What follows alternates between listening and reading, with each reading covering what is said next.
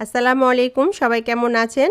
আসছে কুরবানি ঈদ। ঈদের দিন কিন্তু গরুর মাংস বা খাসির মাংসের পাশাপাশি গরুর বটটাও আসে ঘরে। আর গরুর বটটা পরিষ্কার করতে গেলে সবার মাথা খারাপ হয়ে যায়, এটা করতে অনেক সময় লাগে। আবার এটার যে গন্ধ বের হয় সেটাও কিন্তু মাথা খারাপ করে ফেলে। তো বন্ধুরা, আজকে আমি একটা টিপস দিয়ে গরুর ভুঁড়ি কিভাবে সিদ্ধ করে এটাকে কেটে নেবেন, পরিষ্কার করে নেবেন, সেটাই আমি দেখাবো আপনাদের। আর এই টিপসটা ফলো করে বানালে একটুও গন্ধ লাগবে না, আর বট থেকেও একটু গন্ধ বের হবে না। আশা করছি ভিডিওটি আপনাদের পছন্দ হবে। পছন্দ হলে লাইক কমেন্ট শেয়ার করে চ্যানেলটিকে সাপোর্ট করবেন, পাশেই থাকবেন। তাহলে চলুন কিভাবে শর্টকাটে ভুঁড়ি সিদ্ধ করে কেটে নিতে হবে সেটাই আপনাদেরকে শেয়ার করি। চুলায় আমি একটা পাতিলায় করে পরিমাণ মতো পানি দিয়ে দিয়েছি। এখানে আমি পরিমাণ মতো হলুদ এবং লবণ দিয়ে দিলাম, দিয়ে তারপর নেড়ে চেড়ে এটা কিছু সময় একদম ভালো মতো ফুটিয়ে নিব।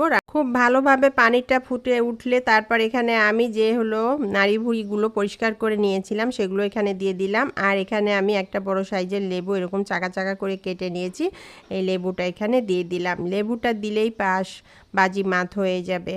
এটার কারণেই কিন্তু আপনার এই ভুঁড়ির থেকে একটু গন্ধ আসবে না। এটা হলো কাটলে রান্না করলে কোনো প্রকারের ব্যাড স্মেল আপনি পাবেন না।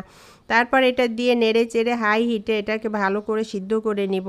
এটা একদম ভালোভাবে সিদ্ধ করে নিতে হবে, ফুটিয়ে নিতে হবে। তো এটা একদম ভালো মতো সিদ্ধ ফুটে উঠে গেছে। তো বন্ধুরা, এখন এটাকে নামিয়ে নিব, নিয়ে একটা ঝাঁকায় ঢেলে নিয়ে একদম ঠান্ডা করে নিব। ঠান্ডা করে নেওয়ার পরে এটাকে কাটবো। তো বন্ধুরা, আমি ওই বটটাকে ঠান্ডা করে নিয়েছি, দেখতেই পাচ্ছেন। এখন আমি এটাকে কেটে নিব। তো এটার ভিতরে সাইডে যে ময়লাটা আছে এটা আস্তে আস্তে করে ছাড়িয়ে নিতে হবে বটির এই নিচের অংশ দিয়ে।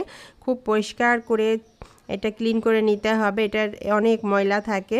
তো এটা পরিষ্কার করে নিতে হবে, চারপাশ খুব সুন্দর করে পরিষ্কার করে নিয়ে তারপর এটাকে যেরকম ছোট ছোট টুকরো করে আপনি খেতে পছন্দ করবেন সেভাবে কেটে নিতে হবে। তো এটা পরিষ্কার করা হয়ে গেছে। এখন আমি এটাকে ছোট ছোট টুকরো করে কেটে নিব। তো আমি এরকম সাইজের টুকরো করে কেটেছি, আপনি কিন্তু যেভাবে পছন্দ সেভাবে কেটে নিতে পারেন।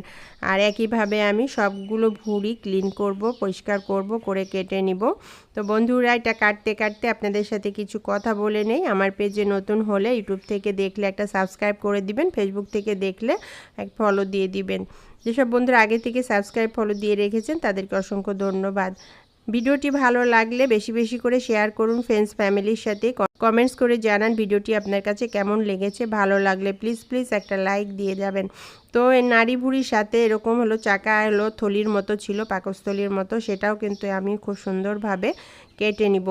এটা পরিষ্কার করতে হবে, একটু সময় লাগবে, আস্তে আস্তে করে কেটে নিতে হবে। আর এই যে ভুঁড়িটা সিদ্ধ করার সময় যে আমি কিছু লেবু ব্যবহার করেছিলাম, এটার কারণে এটার থেকে একদম কোনো রকমের ব্যাড স্মেল নেই এবং বাজে গন্ধও নেই। আর এটা রান্না করলেও কোনো প্রকারের গন্ধ আসবে না। তো আস্তে আস্তে আমি অফ ক্যামেরায় সব ভুঁড়িগুলো কেটে নিব। তো এটা কেটে নিয়েছি, দেখতেই পাচ্ছেন। আর এখান থেকে এতগুলো ময়লা বের হয়েছে, নোংরা বের হয়েছে, তো এটা ফেলে দিতে হবে। তো এই ভুঁড়িটা আমি রেডি করে নিলাম। নিয়ে বন্ধুরা দেখুন, এই ভুঁড়িটাকে আমি এখন আর রান্না করব না।